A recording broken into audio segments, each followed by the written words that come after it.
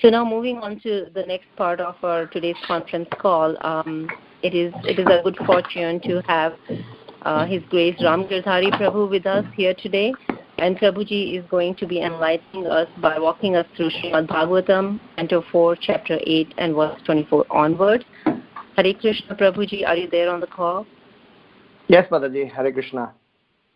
Hare Krishna, Prabhu. Thank you so much, Prabhuji. Dhanavad Pranam. All glory to Srila Prabhupada. Thank you so much for giving us your valuable time today and association. This morning, I would like to hand over the call to you from here. Hare Krishna. Thank you so much. Om Namo Bhagavate Vasudevaya. Om Namo Bhagavate Vasudevaya. Om Namo Bhagavate Vasudevaya. Reading from Srimad Bhagavatam 4.8.24. Maitreya Uvacha Evam Sanjalpitam Matur Akarnyartagamam Vacha Sanyamyatmanatmanam Nishchakrama Pitu Purat. Translation and purport by Srila Prabhupada. Translation. The great sage Maitreya continued. The instruction of Dhruva Maharaj's mother, Suniti, was actually meant for fulfilling his desired objective. Therefore, after deliberate consideration and with intelligence and fixed determination, he left his father's house. Purport. Both the mother and the son were lamenting Dhruva Maharaj having been insulted by his stepmother and his father's not having taken any step on this issue. But mere lamentation is useless. One should find out the means to mitigate one's lamentation. Thus both mother and son decided to take shelter of the lotus feet of the Lord, because that is the only solution to all material problems. It is indicated in this connection that Dhruva Maharaja left his father's capital city to go to a secluded place to search out the Supreme Personality of Godhead. It is the instruction of Prahlad Maharaj also that if one is seeking peace of mind, he should free himself from all contamination of family life and take shelter of the Supreme Godhead by going to the forest. To the Gaudiya Vaishnava, this forest is the forest of Vrinda or Vrindavana. If one takes shelter of Vrindavana under Vrindavaneshwari Srimati Radharani, certainly all the problems of his life are solved very easily. Om Ajnana Timirandasya Jnananjana Shalakaya Chakshurun Militam Yena Tasmai Shri Gurave Namaha. Nama Om Vishnu Padaya Krishna Preshtaya Bhutale Srimate Bhaktivedanta Swamin Niti Namine Namaste Saraswati Deve Gauravani Pracharine Nirvisesha Sunyavadi Paschatya Deshatarine Jai Sri Krishna Chaitanya Prabhu Nityananda Sri Advaita Gadadhar Srivasadi Gaura Bhakta Vrinda. Hare Krishna Krishna Krishna Hare Hare Hare Rama Rama Rama Hare Hare. Maitreya Uvacha Evam Sanjalpitam Matur Akarnyartagamam Vacha Sanyamayatmanatmanam Nishchakrama Pitu Purat. The great sage Maitreya continued. The instruction of Dhruva Maharaj's mother, Suniti, was actually meant for fulfilling his desired objective. Therefore, after deliberate consideration and with intelligence and fixed determination, he left his father's house. We are discussing a very interesting series after Daksha's episode, where few months of discussion on how Daksha was delivered. Maitreya Muni is now enlightening Vidura on the life of Dhruva Maharaj. As always, life of Dhruva Maharaj has got lot of lessons to learn. And Srimad Bhagavatam is meant for such instructive and transforming experiences. So Srila Prabhupada, when he's explaining about Dhruva Maharaj, Prahlad Maharaj, he always insists that spiritual knowledge, when given at a very early age, is highly productive, and it is imperative that we give the knowledge in an early age. Otherwise, it gets very difficult for changing our habits and in turn changing our lifestyle. There is a very famous saying, you sow a thought to reap an action. You sow an action to reap a habit. You sow a habit to reap a character. You sow a character to reap destiny. So, thoughts becomes actions, actions become habit, and habits is in turn becoming character, and our character decides our destiny. So it is explained that a grahastha, a husband and wife,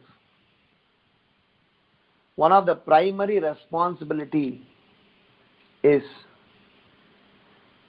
of many other responsibilities of grahastha ashram is to bring their offspring in a very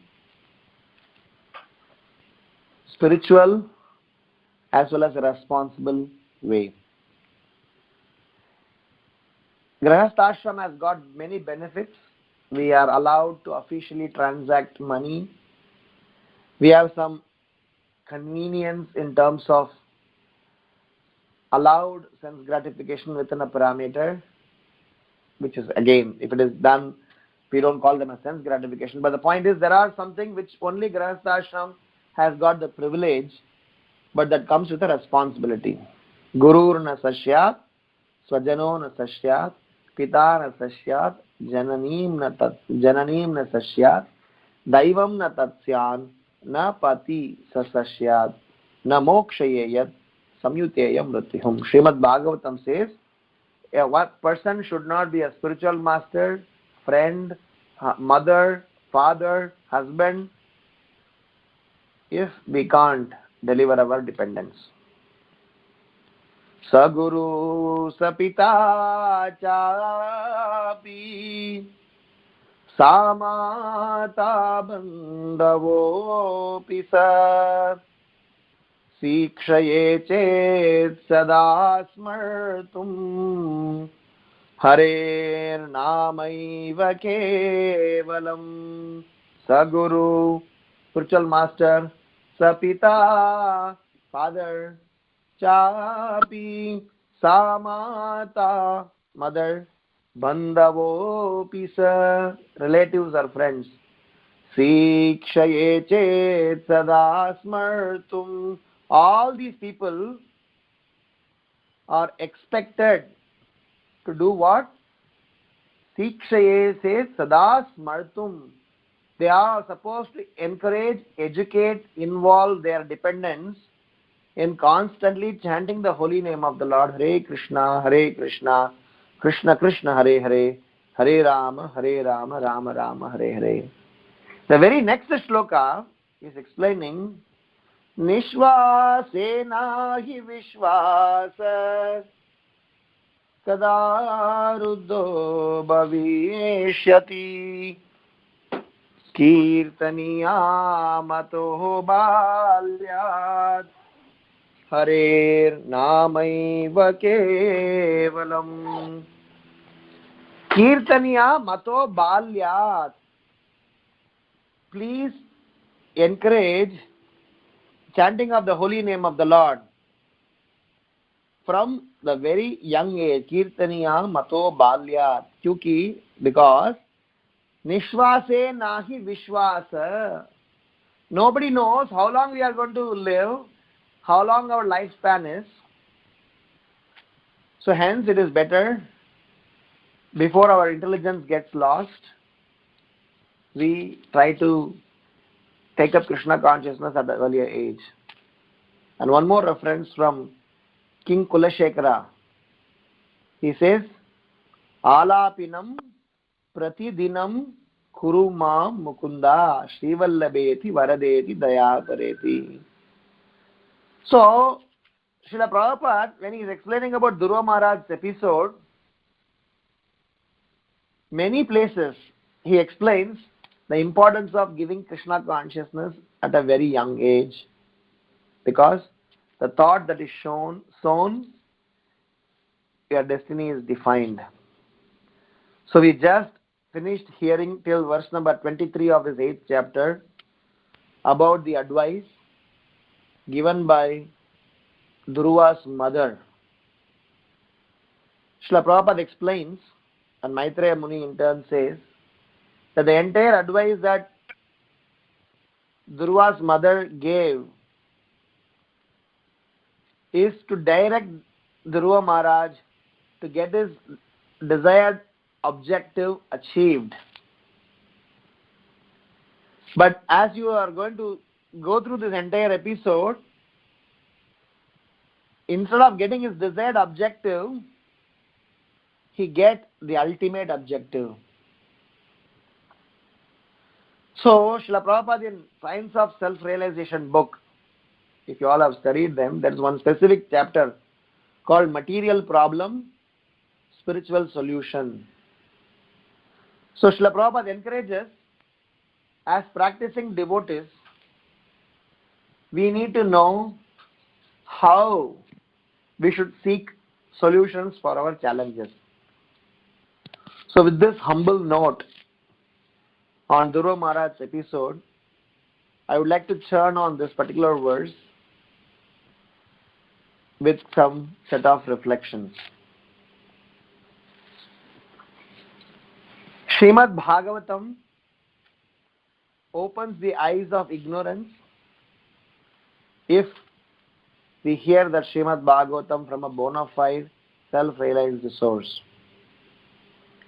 As Srila Prabhupada always says, his purports are actually dictated by Krishna himself.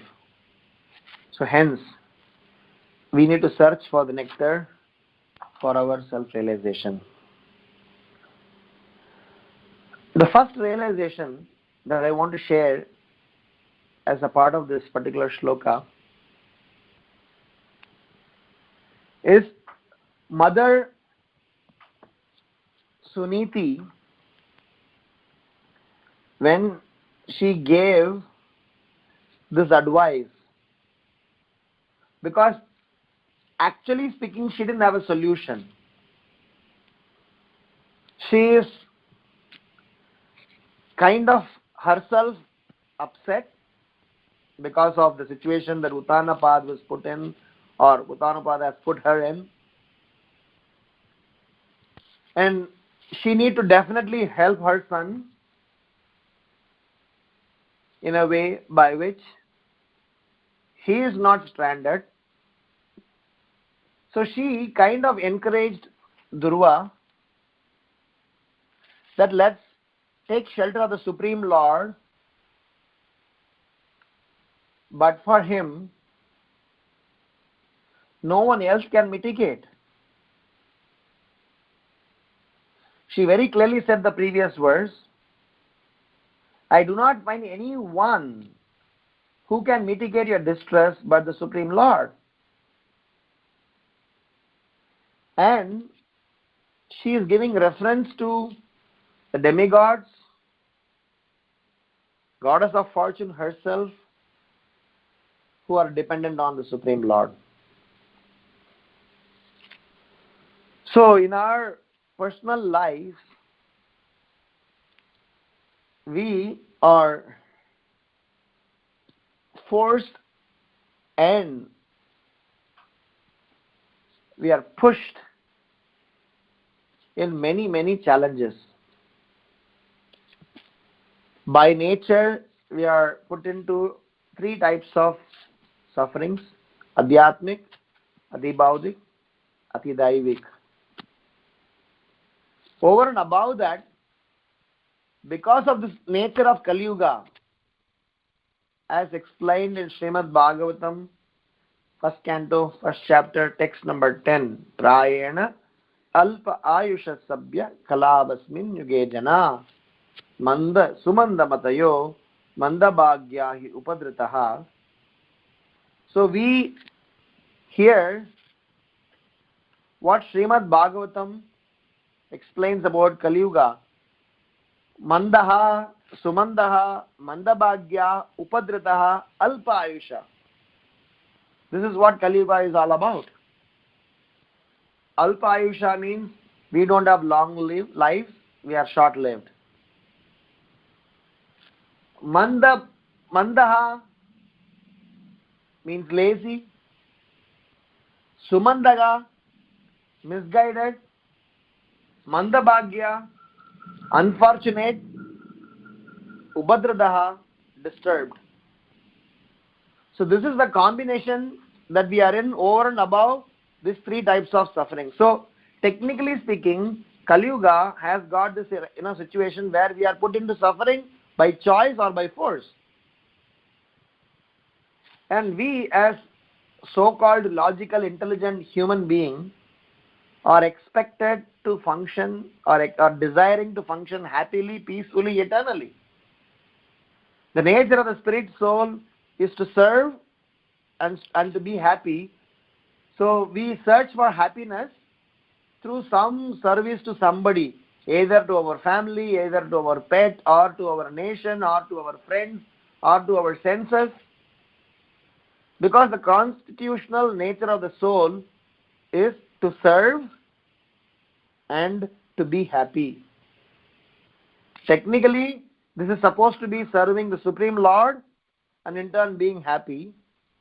But because the soul is in this material world, we tend to serve our senses, to our family, to our extended family, to our friends, to the nation, to our boss, to our politicians, to some pet dogs. We cannot keep ourselves idle. We constantly need to love and to serve and expecting some happiness. That's the nature of the spirit soul. So we keep loving and serving something temporary and trying to expect some happiness which we don't get, and we go in circles. So as a part of the first realization, I just wanted to reiterate, recollect what Srila Prabhupada always say, that as practicing devotees, we need to very strongly subscribe and apply them in our lives, that material problem, spiritual solutions. Spiritual problem, spiritual solutions. No problem, spiritual solution. So we don't have any other choice apart from spiritual solution, because That is our constitutional nature. And if you are constitutionally settled, then our conditional life will be organized. But the converse is not true. Because many a times we as logical people think, if I am materially in my conditioned life, if I am stable, then my spiritual life will be stable. Or I will think about my spiritual life later. Let me first organize my material life nicely so that my spiritual life can be, organized eventually. I have seen many, many people who come to this logic that let us first sort out this material problem. And in this context, Bhakti Siddhanta Saraswati Maharaj tells a very interesting story. He tells a story of one of the anartha that we have about procrastination. Because in our spiritual life, we are not able to progress because of various anarthas. And one of the anartha is procrastination. Tend to postpone things even though we agree and we subscribe to. Many a times, theoretically we understand, practically we have relished, experientially we have got, but still we kind of delay them because of some other attachment which we are not able to relinquish. So, material problem, spiritual solution, spiritual problem, spiritual solution, no problem, spiritual solution. This is theoretically known, discussed, evaluated, proved. But do we apply a spiritual solution for all our aspects of our life? The answer is no. That is because either we don't know how, or we are afraid, what if I don't get succeeded there as well? So because of that, we procrastinate. There is something called as fear of unknown. Because I do not know what it might entail. So the exact frame of mind, if I can plot, this will be of that moment which Draupadi experienced when one of her hand is raised up, Dushasana is having powerful pull on the other side, no of her family member is coming forward to help, and she is in that state of mind that I don't know what to do. She could have, in the first place, raised both her arms.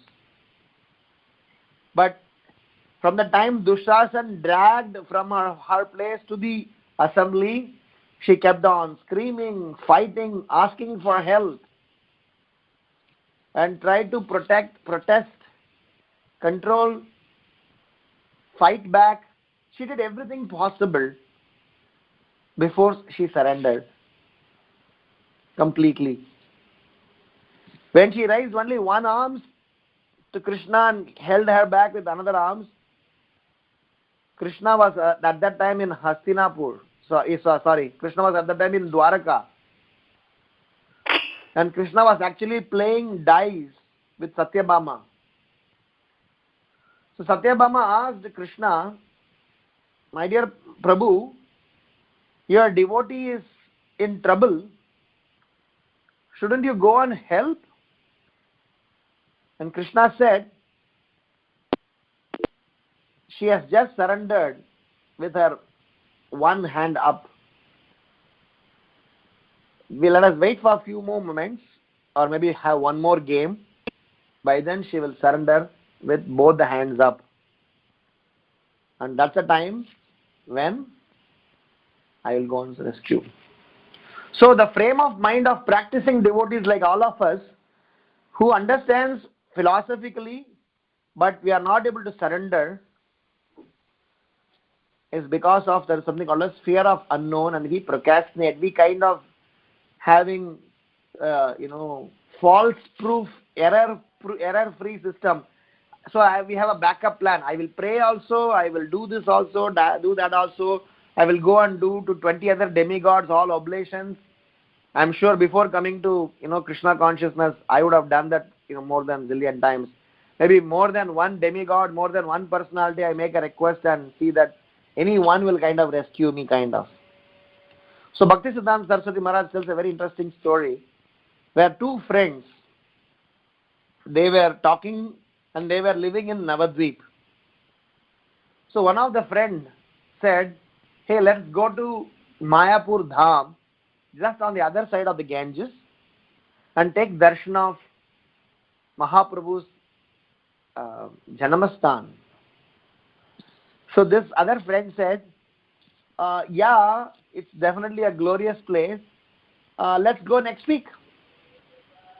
So this friend said, okay. So the following week, the other friend asked, he said, not now, I'm busy with something else. Let's go, some other time later, maybe 10 days later, after a month. So like that, few months passed that this guy kept on procrastinating. And one fine day, it so happened that these two friends were actually on the side of the Ganges where Mayapur is. So this friend said that, hey, we have already crossed over Ganges and we are there. We are just few hundred meters away from Chaitanya Mahaprabhu's Janmastan. So let us go and take darshan and come. So this friend said that no, actually we are getting late. The sun is about to get set. So let's figure out some other time. I agree we have come all this way here, but still let's go later. So we came back. So this friend got really puzzled that what is he actually intending. And couple of days later, he went to this friend and asked that why are you delaying this? What's your problem? Let's go now because let us go and take darshan. And this friend said that no, actually Ganges is flowing pretty ferociously. Maybe we should wait for Ganges to calm down or kind of get dried so that we can go. So Bhaktisiddhanta Saraswati Maharaj in his book called Upakhyane Upadesh, he explains that this mentality of procrastination is a very serious anartha for a practicing devotee. This guy kept on giving reasons for not doing the devotional service which can help him make progress.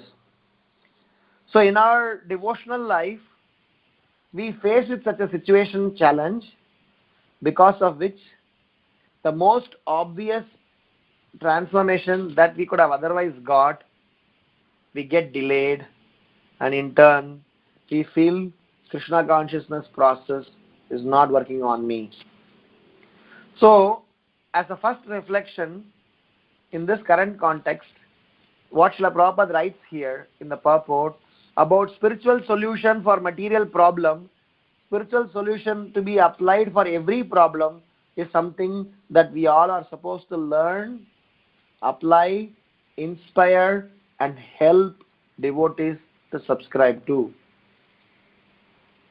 If somebody does not know this, if somebody has not got Krishna consciousness exposure, if somebody is ignorant and he is trying to look out for material solution to a problem, it is understandable. But as practicing devotees who have got Srimad Bhagavatam, who is having holy name, who is having spiritual master, should not search for solution anywhere else, should search for spiritual solution at all point in time. The only difficulty here is the Shraddha that is expected to get this decision done is the challenge. So the second reflection is going to clarify this point further. But the point I want to say is, as practicing devotees, let us all learn to apply this principle of material problem, spiritual solution, every problem, spiritual solution. Because the spiritual solution ensures one thing for sure, which is Krishna consciousness. Spiritual solution may not assure you your material problem may get solved, but spiritual solution completely assures that we eventually get Krishna conscious. That is why Prabhagavatam says, Akama sarvakama mokshakama va udharati tivrena bhakti yogena ejeta purusham param. Akama, no desire. Sarvakama, all desire. Mokshakama, desire for liberation. All three are expected to do what? Tivrena bhakti yogena ejeta purusham param. So hence our first reflection is our request to all the devotees to take up spiritual solution and help one another. Probably we need to list how spiritual solutions are sought in different problems. I am sure some are generic in nature, some are specific in nature, but the intent, the mindset, the attitude, the consciousness and the expectation is spiritual solution. And it should be absolutely spiritual. And the secret of the spiritual solution is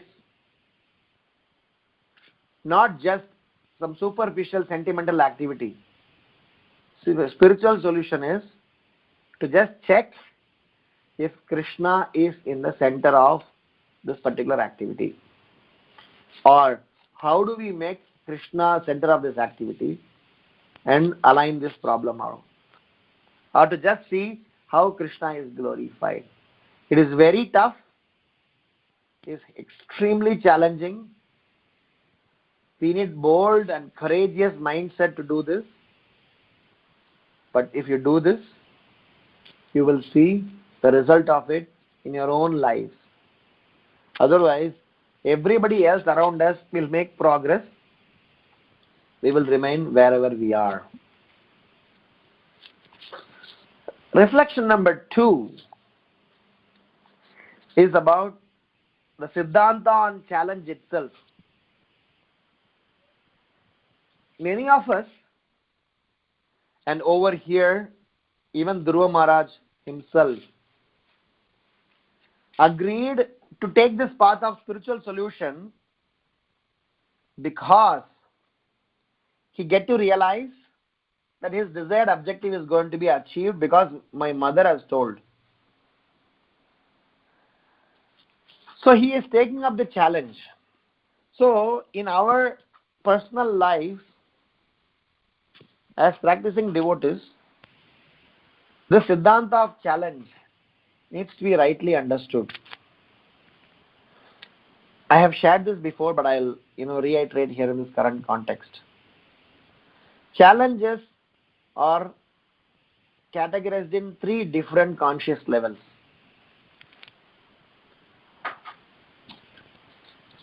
Before defining about these 3 levels, I just want to say one fundamental point. If we think Krishna consciousness is the process by which we will not face challenges, Krishna consciousness is a process by which we will be only having a very happy and no problem life, probably that is a amateurish and incorrect understanding. So the correct understanding is, by being part of this Krishna consciousness, we will learn to see Krishna and Krishna's hand behind every action or reaction in our life. May it be happiness or be challenge. One gopi was speaking to another gopi in Vrindavan. So this first gopi was telling, my dear Sakhi, where are you going? Are you going towards the banks of river Yamuna? So, if so, be careful. There's a bluish, blackish boy who is playing flute. Never ever come in contact with that person if you want to enjoy material life. That guy, Shyam Sundar, will crush all your hopes to enjoy materialistic life. So if you ever have some desire left to enjoy materialistic life, never ever go closer to Shyam Sundar on the banks of river Yamuna. So what does it actually mean is that this Krishna consciousness process is actually a process of performing live operation upon us without any anesthesia. Which means Krishna is going to uproot each and every one of our attachment live, as we are seeing, as we are experiencing, as we will be lamenting, as we will be crying. Oh my God, my this is going. Oh my God, my that is going. Oh my God, this is getting away, taken away from me. We are going to be having live operation. It might sound Krishna being rude on us, but as soon as the operation is over, Brahmabhuta prasannatma na sochati na kankshati samasarveshu bhudeshu madbhaktim labhate param. Krishna says, that person is called Brahmabhuta prasanna atma. He is prasanna atma. He is self-realized. Who is that? Na sochati na kankshati. No lamentation and no hankering. And that stage in life, samas sarveshu bhuteshu mad bhaktim labhyate param. At that stage in life, he will be able to see everything in equality, vidya vinaya sampanne, as everybody has spirit soul. And Krishna says, this is not the end of bhakti. This is not the ultimatum of devotion. This is actually beginning of devotion. If this is beginning of devotion, then there are long way to go in devotion as well. So, if beginning of devotion is na sochati na kankshati, no lamentation and no hankering, let us evaluate our lives, how much of hankering and lamentation we have given up. And if we do have, then let us go back, where do we stand in our devotional ladder? So hence, the second reflection that I want to share about is the Siddhanta on challenges. In Krishna consciousness, challenges play a significant role. Krishna uses challenges for us to go closer to Him. Krishna has a prerogative to put us in so-called trouble to make us come closer to Him. Not necessarily that every time Krishna has to reward us to get us close to Him. Krishna can withdraw something from us and still get us closer. So the challenges of three categories, the level 1 category of challenges, that when we are sadhakas, when we have understood certain aspects of Krishna consciousness, and if we are not acting on it, even after being told, then Krishna encourages, introduces, exposes us to some set of challenges, because that is the language, we learn to surrender. So that is called level 1 challenge, where Krishna gives us challenge to make us surrender to Him, because otherwise we were not. And the level 2, that we surrender to Krishna, we practice Krishna consciousness, we go through all sorts of devotional practices, and we still see seemingly some challenges. And these challenges are sometimes seen in so-called advanced senior. And Srimad Bhagavatam explains 10, 14, 8 or 80 very nicely, that sometimes after giving up all attachments, after dovetailing all our propensities, we still may have some residual attachment and affinity. Krishna may want to remove that before you leave this body. So He puts us to the challenges and withdraw the last snare of attachment a person possesses, and he cleans that person's life. In the 10th canto, 14th chapter, text number 8 or 80. So you can look at that particular shloka. It's a very famous verse that is referred for discussing this particular point. So that is challenge number 2. Challenge level number 3, that we will see challenges is there in surrendered souls also.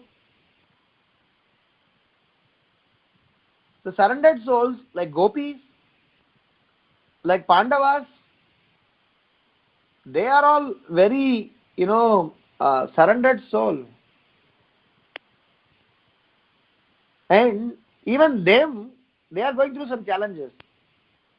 So this stage of challenges is meant for all of us to learn that you see how these self-realized souls, even though they are exposed to challenges, they don't give up Krishna and they don't give up practices, and they are always surrendered.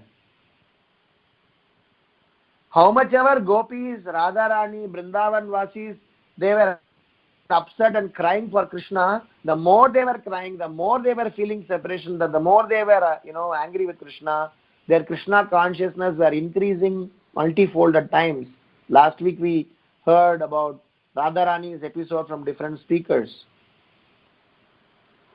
How the love and separation, how the feeling of, being without Krishna and various other challenges that the devotees faced. The entire Vrindavan Vasis, they were having every day some challenge. Every day a demon visited them. Somebody smashed the houses, somebody brought in flood, famine, hurricane, everything possible.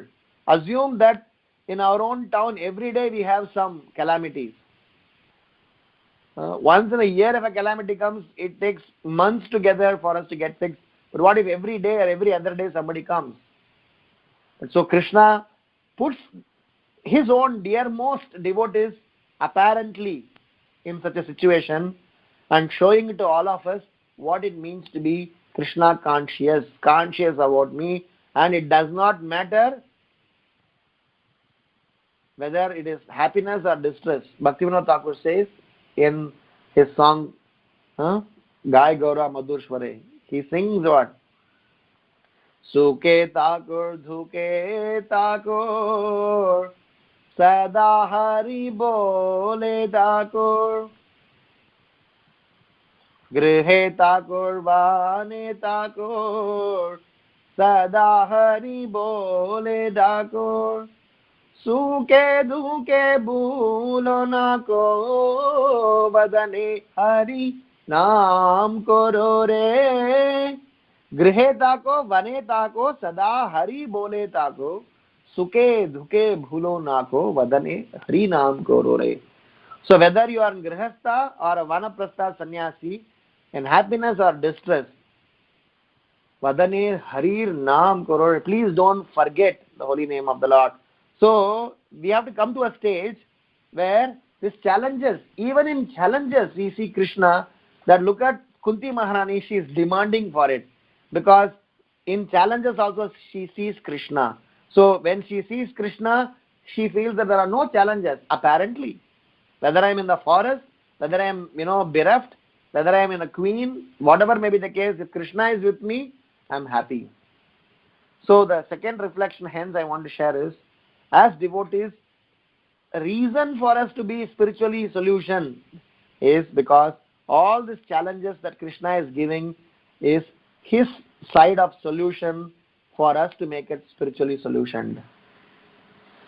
So the first reflection is about what endeavor that we need to take, whether it is material problem or spiritual problem or no problem, to go to spiritual solution. Krishna do look forward to elevate us, to fix us. Hence, it is Krishna's side of endeavor to somehow or other makes us perform spiritual solution and activities around spiritual solution, and that is giving challenges. So any times when you read any story, any pastimes, when you come across challenges and pastimes, and if it is around Krishna consciousness, those challenges are also Krishna. Because Krishna cannot, spiritual master's mercy cannot, our devotional endeavor cannot put us in trouble, because it is impossible. Yoga Maya personally controls that anybody surrendered to the spiritual master, and anybody who received the blessings of Krishna can never go in vain. They can always, they will always be getting Krishna's success. It is we who misuse our independence. It is we who have got amateurish understanding. It is we who have got this limited exposure to the experiential part of Krishna consciousness, try to prejudiciously jump into conclusion that this is not working, let me go to something else. Having talked about the spiritual solution a lot, please, don't try to understand this is something fanatic. We are not trying to be realistic. We are not trying to be pragmatic. The response is, what I just spoke so far in terms of spiritual solution is not necessarily fanaticism. It is purely scientific. At the same time, how that spiritual solution needs to be applied, Srila Prabhupada says, it should be done under the care of a bona fide representative. Because what we may assume as spiritual solution may as well be a nonsense. And hence, what we may reject as a nonsense may as well help us to be more spiritually advanced.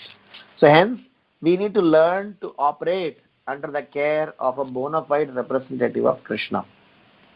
The third realization, the third reflection is, how do we pursue this? Maitreya Rishi is very nicely explaining. He says, with deliberate consideration, with full intelligence, and with determination. These three words are very important to analyze, because why deliberate consideration? We should not get carried away between bhakti like vis-a-vis bhakti. We have discussed in the past how there are two sets of things. One is what looks like bhakti. Second is what is actually bhakti. If you want to know more information about it, please read Chaitanya Charitamrita Madhya Leela, where between chapter 17 and 21, so many places Krishnadas Kaviraja Goswami is explaining this. Where bhakti it looks like bhakti. We call it bhakti jaisa. So this bhakti jaisa is something is very, very dangerous, because what looks like bhakti, and if we get carried away by that, we may get trapped. So we need to be very careful in our consideration. So better to choose with proper consideration if this is devotion, and hence this deliberate consideration is very good. In the next verse, in the next 2-3 verses later, Srila Prabhupada is going to talk about it. How? Because Narada Muni, after Dhruva Maharaj made up his mind to go to the forest, Narada Muni is going to cross-question Dhruva Maharaj. Narada Muni is going to examine Dhruva Maharaj. Narada Muni is going to evaluate and show to all of us what it means to be deliberate consideration, intelligence, and fixed determination mean. We will all, Krishna willing, the next speaker or others can elaborate more on this point. Where Dhruva Maharaj very carefully considered, because Narada Muni, what did he tell? He is going to tell Dhruva Maharaj, hey, small boy, you are at the age of 5 and you are expected to play. You are expected to have your fun. You are not expected to, do all this austerity. And please note, the place that you are going to go, there will be ferocious animals. There will be no food. Your mom is not going to be there. You are a prince. You will not have convenience. You will not have servants. And what did Dhruva Maharaj respond? My dear sir, if you can help me in trying to find out how to and where to go and see the Supreme Lord, please help me.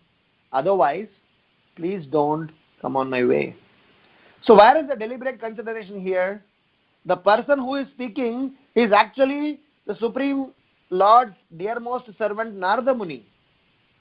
And Narada Muni is actually encouraging him not to, do this activity, but still Dhruva Maharaj is not agreeing to it. The similar situation is explained in the 6th canto of Bhagavatam. Srila Prabhupada is giving the reference to that in Nectar of Instruction, verse number 1, purport, where after Sukadeva Goswami finished explaining about all the hellish planets, and Parikshit Maharaj is asking, my dear sir, I heard about the entire narration about your hellish planets, but I am not convinced that how by punishing somebody we are solving the problem. By punishing somebody, we may kind of give somebody a punishment and an atonement, but that is going to solve somebody unless his heart is not changed. So how are we going to fix this? So I don't agree with the solution of hellish life and stuff like that. So that's when Sukadeva Goswami explains that I fully agree with you, my dear Parikshit. Actually, I was testing your attention and intelligence. You please now hear from me how the next set off. So he's starting explaining the 6th canto onwards further, how Krishna consciousness is the ultimate, not the hellish life. So hence the transformation of heart is very important. So in spiritual life, sometimes even spiritual master, sometimes even Krishna, sometimes even our own situations may encourage us to choose something material, apparently to evaluate where do we stand. So hence our deliberate consideration is extremely important. And this deliberate consideration should not be, sentimental, and this intelligence. Prabhupada writes in one of the letters, he says that we need to encourage all our devotees to be intelligent, humble, as well as they need to be surrendering to the spiritual master, because we don't need honest fools. Neither we need lazy intelligent. So Srila Prabhupada was very particular that we neither be lazy and nor be a fool. So hence our intelligence, if you read the 13th chapter of Bhagavad Gita, text number 23, last week I was referring this verse as well, where Krishna explains, Upadrishta Anumantacha Bharta Bhokta Maheshwaraha. He explains how Paramatma is sitting in our heart and giving direction as well as giving permission. He is our friend. He is very intimately associated with us and ready to give us direction. Hence, we need to use our intelligence, which is illuminated by knowledge and which is a symptom of Paramatma's indication to us. And these two needs significant courage and determination, because we have other forces around which distracts us, and hence we need determination. So this particular verse is something very important to deliberate on these points. So I'm running short of time, but I just want to conclude by saying that walking on the path of Dhruva Maharaj's instructions, there are a lot more things that we will be learning. So please take this advantage of this Bhagavatam Sangha to slowly fix our anarthas, and let us all eventually make it to the lotus feet of Srila Prabhupada. Grantra Srimad Bhagavatam ki jai, Srila Prabhupada ki jai. If there are any questions or comments, we can discuss.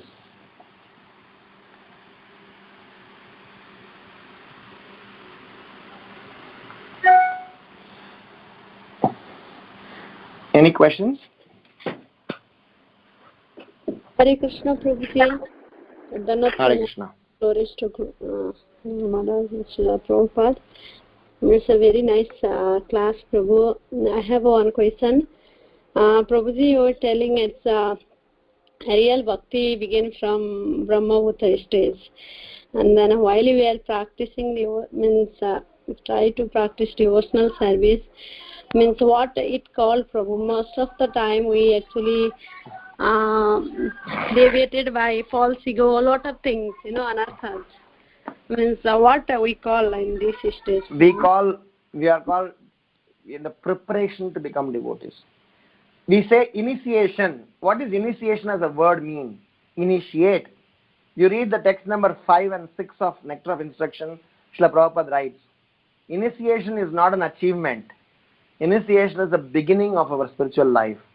And in initiation, when we surrender to spiritual master, what are we expected? And what we are supposed to have qualities we possess. Somehow or other, we as practicing devotees look initiation as a ritual or an achievement or a milestone. It's definitely a milestone, but not in the intermediate process. It's a beginning stone. It's a beginning of our journey in Krishna consciousness, which means I make a formal commitment to be tamed, tuned, trained by my spiritual master. Up till this point in time, I was just preparing for that. So it is like I am trying to, there's a very famous Tamil folk song that I'll only, it's a very famous song. It says, Nanda Vanatil or Andi, which means there was one beggar. Avan Nalaru Madamai Kuyavanai Vendi. This beggar did not have a proper vessel to go and beg. So, for 10 months, this beggar went to different places, to different pot makers, and finally, this guy managed to make a pot from a pot maker. Kondu Vandanuru Tondi. He found this pot maker who gave him a very nice pot with which he can go and beg alms. Adai Kutadi Potudai Tandi. As soon as he got the mud pot, he got so jubilant, he got so happy, he got so much, inspired, enthusiastic that now I got a pot. In jumping, he broke that pot. So the message is that we as a spirit soul came in the womb of our mother. We prayed to Krishna, my dear Lord, please bring me out. In the song Jeev Jago, Bhaktivinoda Thakur is writing. So we are begging Krishna to please bring us out. I will assure you that I will become your servant. So 10 months we have been begging Krishna, and the 10th month we come out. And we have got this wonderful vessel, wonderful, body called human form of life, which is meant to actually beg and make our life success. Rather, if we start jumping, I got this human form, of life, and break this life, then there is no value. So hence, the stage before initiation, or the stage before we come to at least the basics of na sochati na kankshati, then we are actually under the preparation. We are just preparing. There definitely it is not something to be ignored, but it is something that we need to take note of, that we are still preparing. There is a long way to go, and I'm sure if I keep practicing this process, I will be able to make it. So it is a stage of preparation, and hence this is by knowing this way, we can keep our false ego under check. Otherwise, as soon as I get first initiated, I have one level of horns. If I am second initiated, my horns grow too big. And if I get Bhakti Shastri, it is further, my horns are decorated. And if I get Bhakti Vaibhava, then I am the ruler. So we have so much of this external propensity that comes in, and at the end of the day, in the name of Krishna consciousness, we are still, still within our materialistic propensities, which is not so good. Am I making sense? Yes, Prabhu. Yes, because most of the time while practicing devotional service, we just carried by the false ego, Prabhu. How we can make difference, differentiate how we are in right path are really practicing, and you try to rightly practicing, Prabhu. Okay, how to get rid of false ego is itself a 1 week class, but at least I think I mentioned this in one of the earlier sessions. We need to do constantly testing ourselves.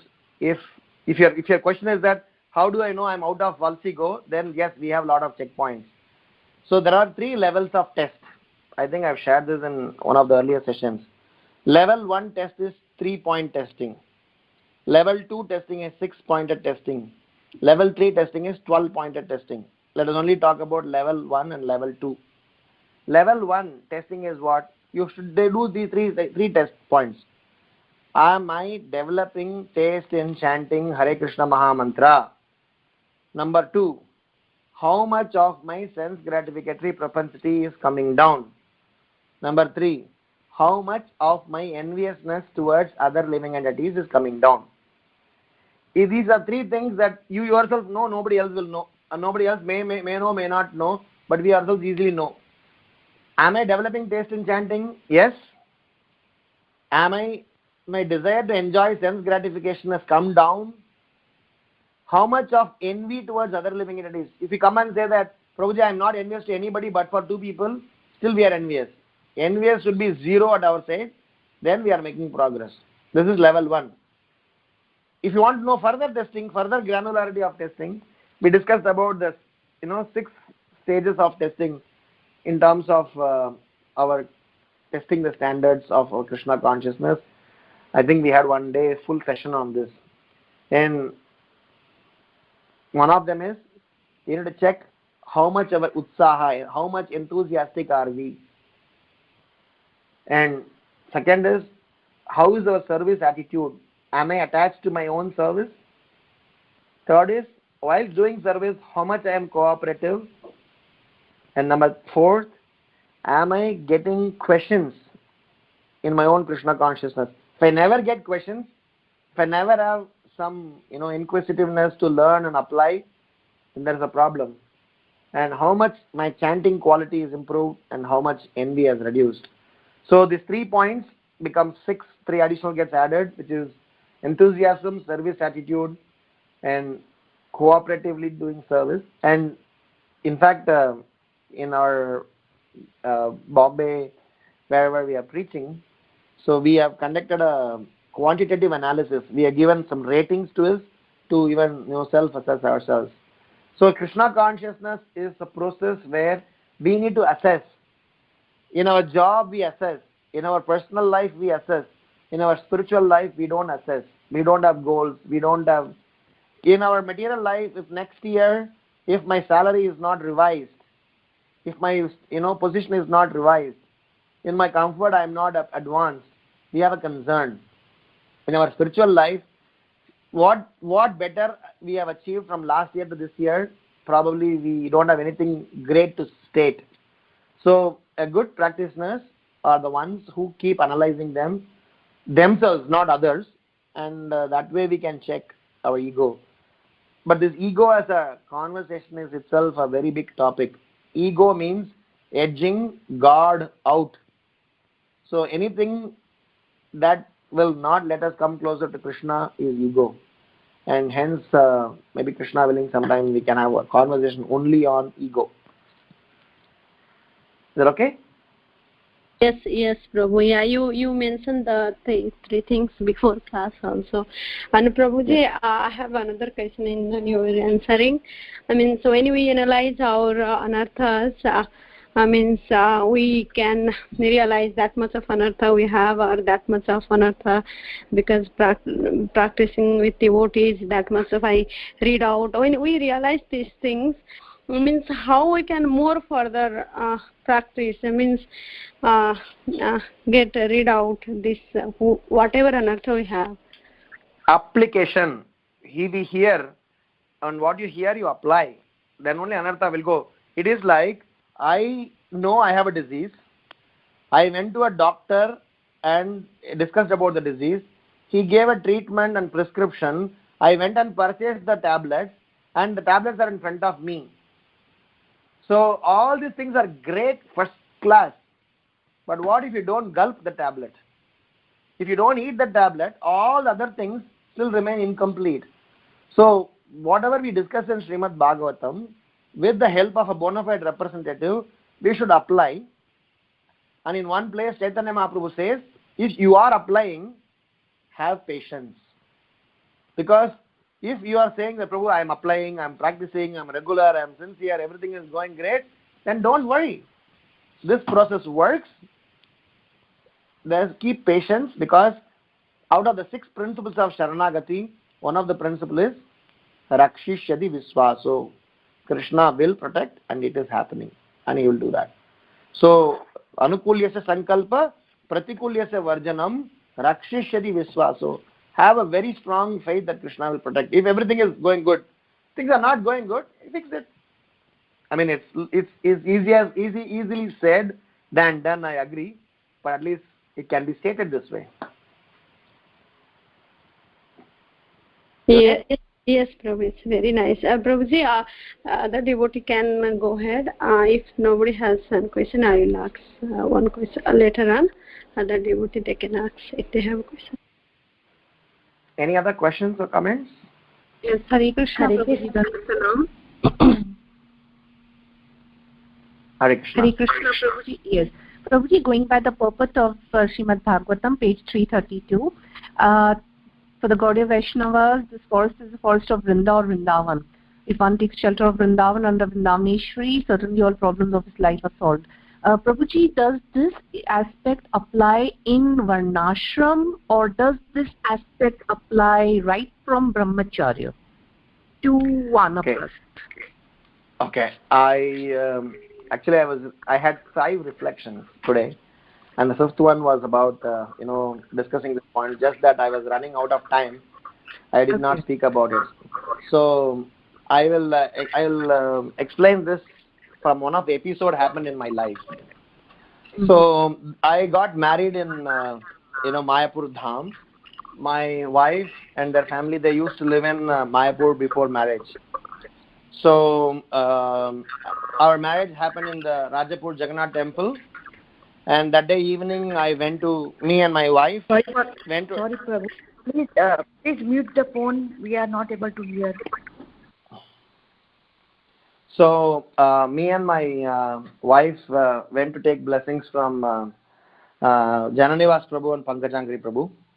So we offered our obeisances. They both were standing and they were talking to somebody. So we offered our obeisances. And so suddenly when I got up, Pankajangri Prabhu told, so you are a Rakshasa. You are taking a Dhamvasi away from a Dham. I mean, as soon as I got up, he said that. Even though he was telling smilingly. So I was not knowing how to respond. I mean, somewhere I said, oh my God, he read my heart out. I mean, he knew that how Rakshasa I am. So then I don't know what to say. He says that you are coming, because my wife said he's living in Bombay and he is working in a software company or whatever that is.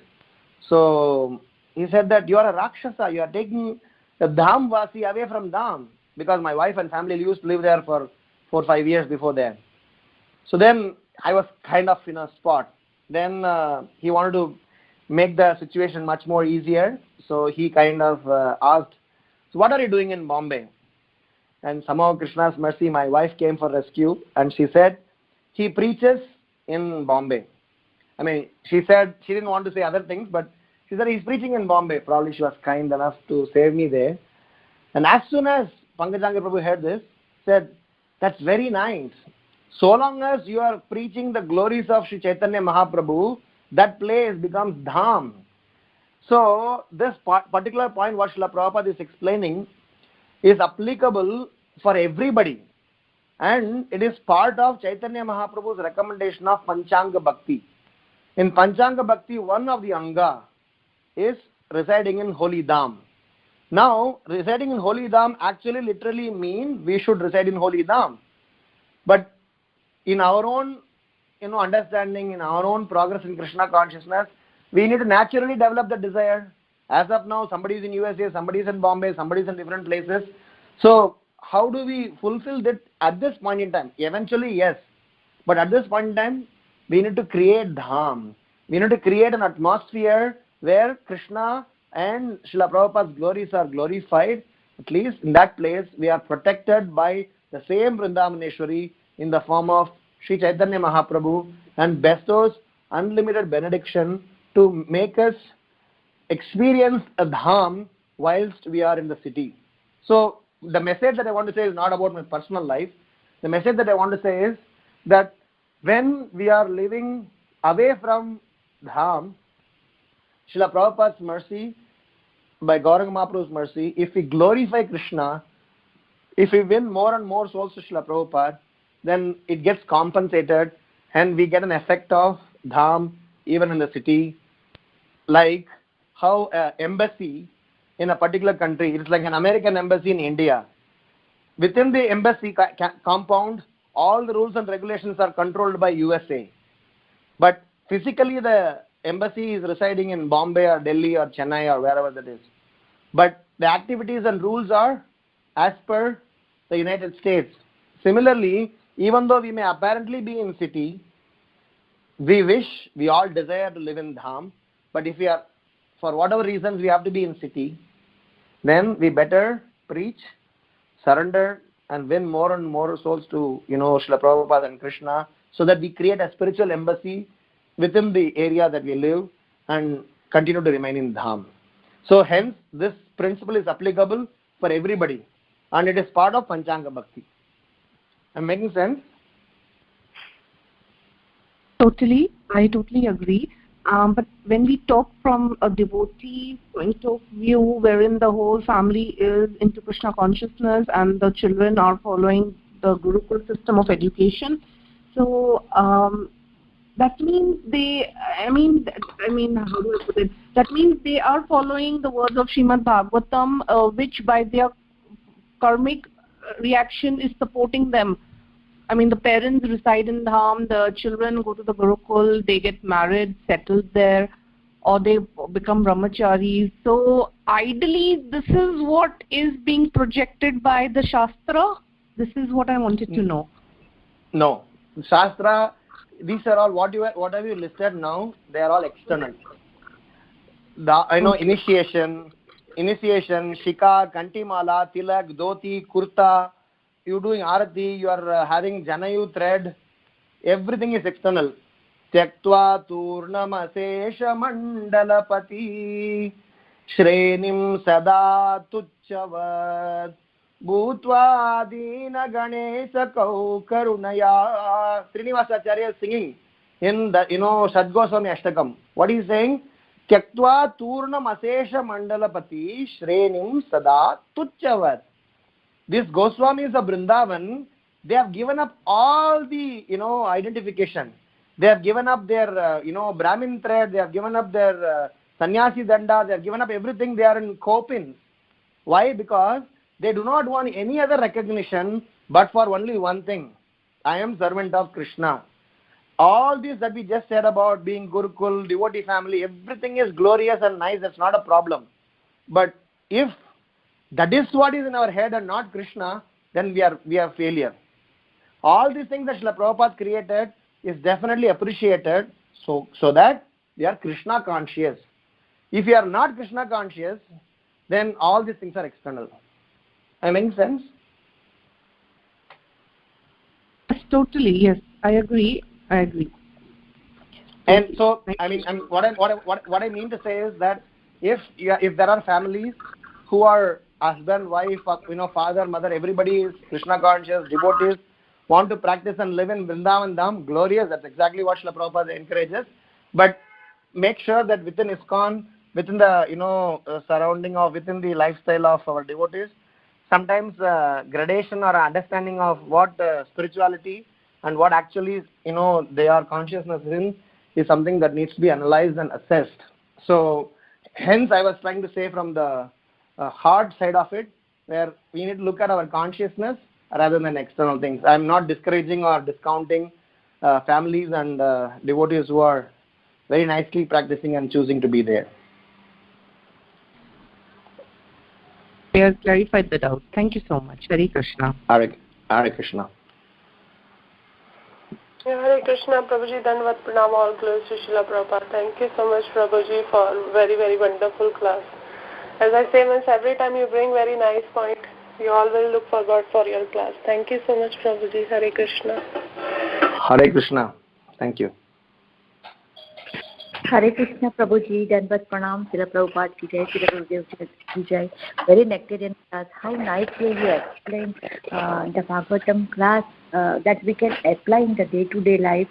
And Prabhuji, you explained about ego asking by Anjana Gopi, and the second answer also. It's working, Prabhu. Dandavat Pranam, Srila Prabhupada, Srila Gurudev Ki Jai. Hari Bol. Thank you very much. Hare Krishna. Thank you. Hare Krishna. Hare Krishna, Prabhuji. I have a question. Sure, Prabhu.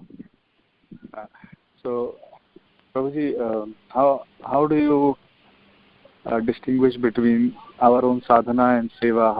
How do you think we should? I mean, obviously sadhana is our first priority, but then if we have time, how much time we should give for service, or then remaining time for sadhana? Okay. In principle, Prabhuji, my general realization or my understanding is that in our personal life, many times people think Krishna consciousness is part of our life. Okay, so I have a fundamental problem with that understanding, because Srila Prabhupada never wanted Krishna consciousness to be part of our life. Krishna consciousness should be a way of life. So if somebody is having Krishna consciousness as a part of their life, then you have to classify: this is sadhana time, this is seva time, this is sangha time, this is materialistic time. But why Prabhupada says how Kirtaniya Sadahari will be applicable? So somewhere we need to have Krishna consciousness as a way of life. Then whether you work, whether you eat, talk, sleep, sing, dance, do anything that you want, you will be able to do Krishna consciously. So in our lives, we need to make sure that somehow or other we do Krishna consciousness as a way of life. So we need to educate from that perspective. From that perspective, we will be able to balance it out. And in that case, it doesn't matter how much of time you give to sadhana, how much of time you give to seva, how much of you give time to sangha. It's all for our Krishna conscious purpose.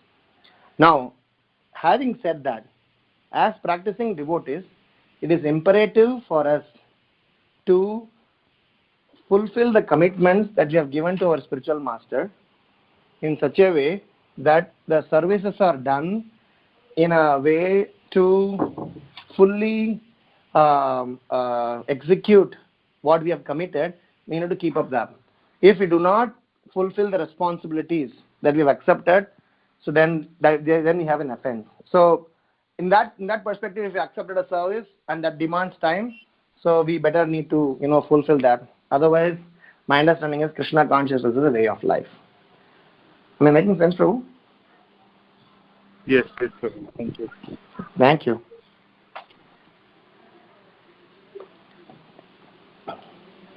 Any other questions or comments? Hare Krishna, Prabhuji. Last question, if no devotee has question. Yeah, sure. Prabhuji, and as Ekadasi, everything whatever we do today is Ekadasi. That's why I'm thinking to ask. And Ekadasi is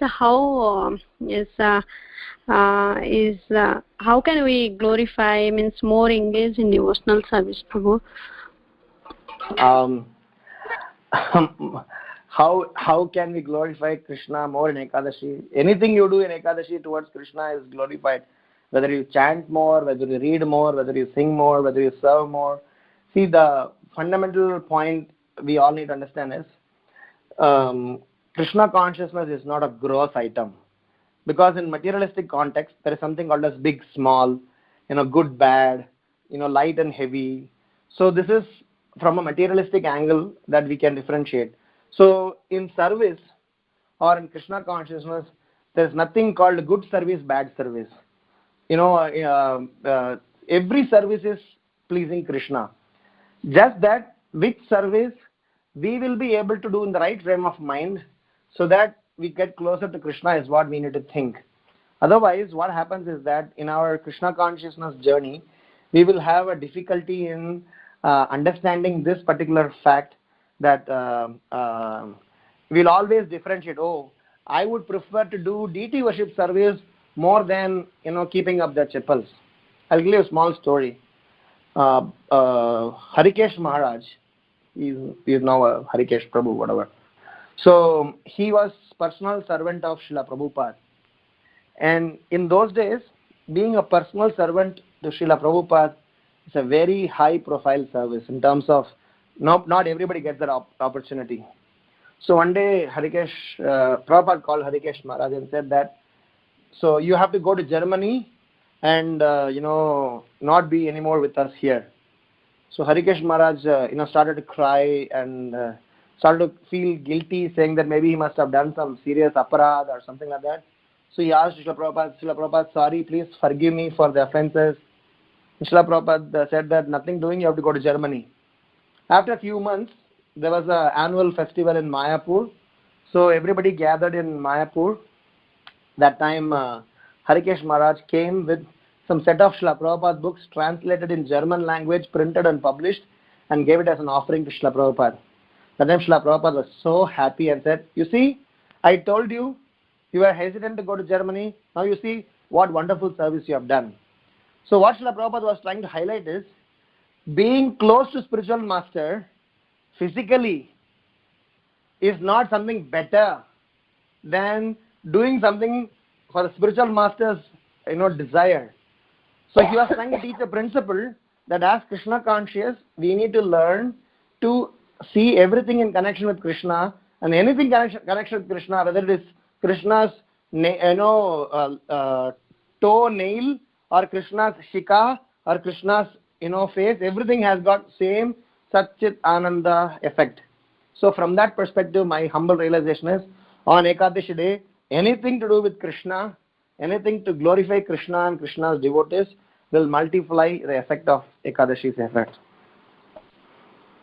Okay? Yes, Prabhu. Thank you. Thank you so much. Thank you. Hare Krishna. Any other questions or comments?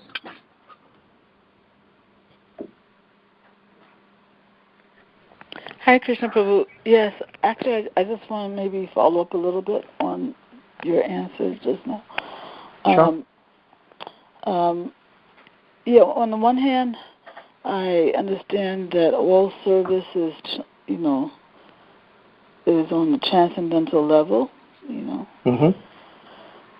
But on the other hand, isn't there some service that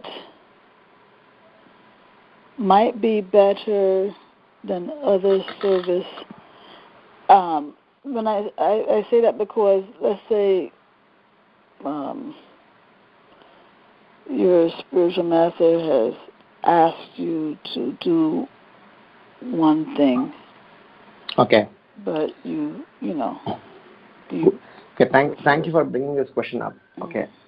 You remember in one of the sessions earlier, we discussed about 5 types of remembrance: Smaranam, Dharanam, Dhyanam, Durvanusmriti, and Samadhi. When we discussed about that, we mentioned that a stage of Dhyanam, the third stage, is about being focused, dedicated, and surrendered to those which you are interested upon and which your spiritual master has given you. So the point is extremely valid point, that what I was trying to say is that every service is transcendental.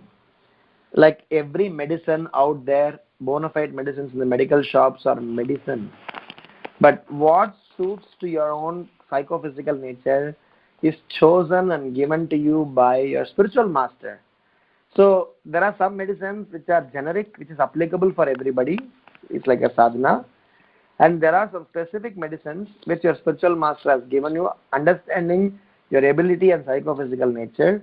So from that perspective, that service you don't have a choice to give up. You have a reason to live only for that service. And the third and most important thing is that if you are not being interested upon a service, if you have to choose a service, we also need to choose a service not based on what I like, rather than based on what I can do with our full commitment.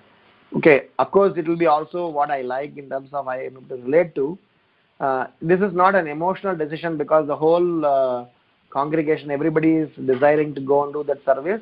How will I only do this? How can I take care of the shoe stand in the festival? I will better rather be a MC. I can be the person who will host the event. So we may have different aspirations. So we need to keep our aspirations aside and look at purely from a spiritual advancement perspective according to our psychophysical nature. For sure, it is not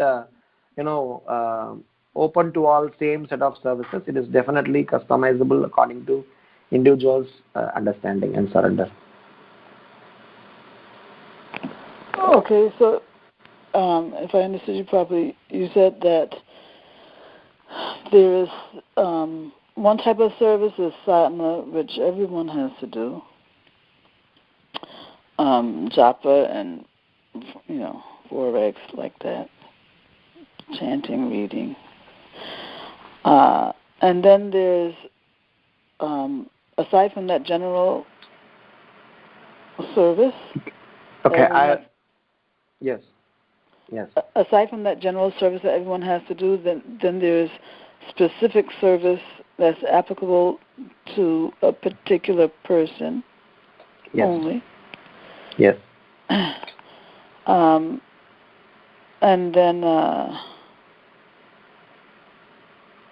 then aside from that, there are propensities that we have, that we feel more attracted to, we that propensities that make certain services more attractive to us than other services. Right. And so when it comes to such services,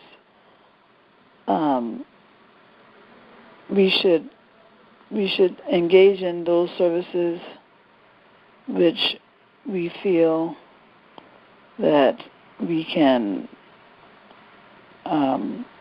maintain or commit to. Provided you are empowered by your spiritual authority for that. It is not something that we can assume. So services are something that we are empowered with.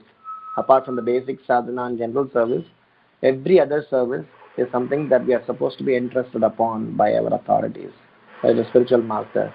So if we find ourselves to be choosing something, it's better that we are empowered or we get approval. I'll tell you a very interesting story from Chaitanya Charitamrita, where Murari Gupta, who is actually an incarnation of Hanuman, was once told by Chaitanya Mahaprabhu to chant the Hare Krishna Mahamantra. So Murari Gupta, who is constantly meditating on Lord Ram, he was constantly chanting Lord Ram's name.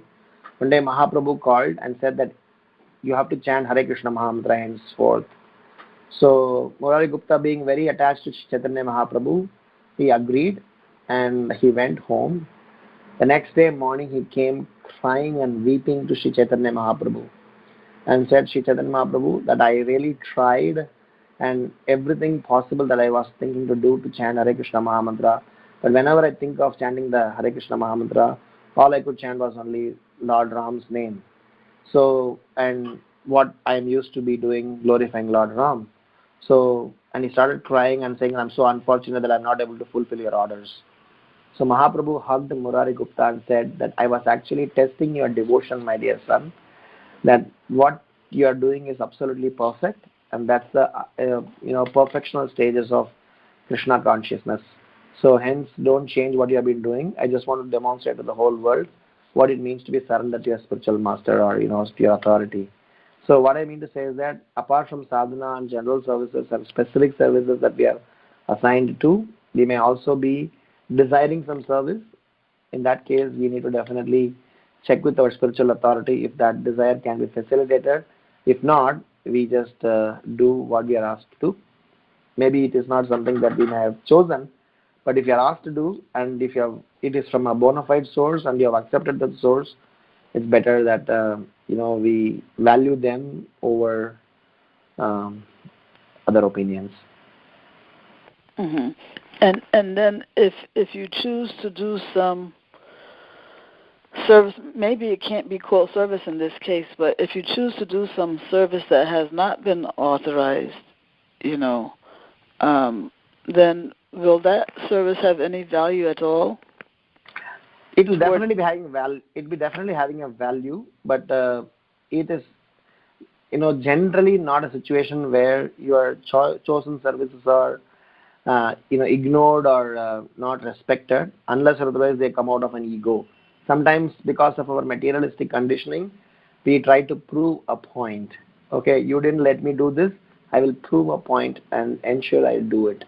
So if certain activities that look like service, if it arose out of an ego or some external things, otherwise every genuine service opportunity, it is generally don't go unnoticed in general. And if it still happens, maybe we'll have to have some patience for it to get recognized. So long as the genuinity within ourselves is established, I think we don't need to worry. So you're saying if it's done out of ego, then it has no value? Yes. Mm-hmm. Because if it is done out of ego, it is no more a service. It is your ego. If I'm doing arati to the deities, and I'm constantly thinking, example, actually, yeah. Yeah. If I'm doing arati and I want to show off to the whole audience how good pujari I am. Yeah. Then you're not looking at the Lord. You're looking at yourself. Yeah, so there's no devotional service in that. You may get some sukriti because you are on the altar, because you are in context with Krishna. You may have some good effect. It is like I'm using an iPhone X used as a paperweight. You may have some use of that, a toy that you bought for $1,500. But that's not the purpose of the device that you bought. It's meant for something else. So if I'm in the altar doing some service, I'm supposed to be getting devotional, emotions, not that some sukriti just here and there. That anyway you get by giving 500 rupees donation to some sadhu or some philanthropic activity. Yeah, actually, I'm so sorry, Prabhu. I didn't actually really understand this last point. What I was trying to say is that I'm saying if it is done out of ego, it is not called devotional service. But because we are still in the altar, still in close proximity to Krishna, we may get some aghyata sukriti, we may get some good benefit. But then that's not the real purpose of doing that. Real purpose of doing that is to actually get devotion. So even after doing devotional service, if you are just getting some sukriti only and not actually bhakti, then it is not the real benefit of doing the devotional service.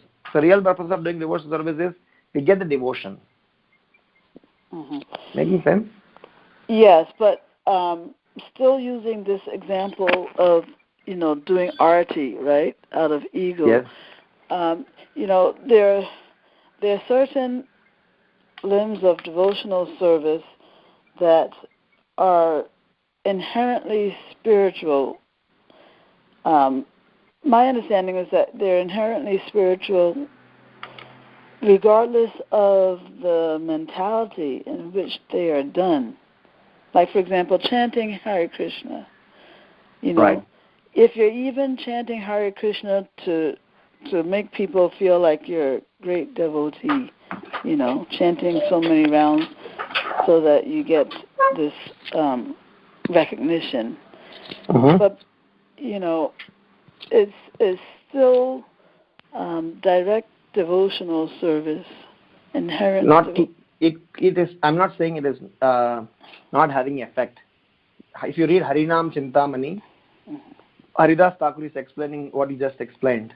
Haridas Thakur is saying, if somebody does chanting for any of those reasons, it is considered as Namabhas. It is not called Shuddha Nam. Or sometimes, depends upon the gradation, it can be called Nam Aparad also.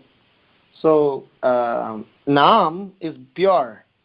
And why, if the Nam is pure, if the holy name has got the effect, then why are we talking about gradation? The gradations are definitely explained so that we know to classify. Otherwise, anybody can come and claim that I'm a pure devotee, and anybody can classify themselves. The gradations are definitely explained to identify and to also classify. It is devotion service, but with mishra, with mixture, with adulteration. And Krishna eventually wants us to give up this adulteration. If you read 12th chapter of Bhagavad Gita, devotional service, in that chapter, Srila Prabhupada talks about, Krishna is talking to Arjuna about different layers of devotional service. If not this, do this. If not this, do this. If not this, do this. If not this, do this. Right. Srila Prabhupada says everything is devotional service. But why still Krishna is saying which is best? So which means everything is nice, coming in contact with Krishna is good. But what is the best that you are expected to hear from Krishna? He is telling in the 12th chapter. So my point of saying is that it is direct devotional service, but with adulteration. So we may not have the full effect of them because of the adulteration, is all I am saying. Okay. Okay. Right. Any Yes. other questions or comments? Thank you very much. Hare Krishna.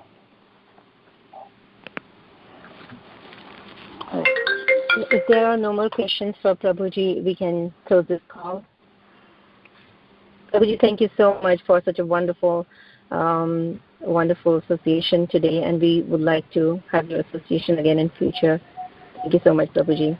Thank you. Hare Krishna. Thank you. Hare Krishna. Hare Krishna. Vaichakaltarubhyascha kripasindhubhya Thank you so much, evacha Prabhuji. patitanam pavnebhyo vaishnavebhyo namo नमः। ग्रंथ राज श्रीमद् भागवतम की जय, श्रील प्रभुपाद की जय, राम गिरधारी प्रभु जी की जय। हरे कृष्णा। जय हरे कृष्ण।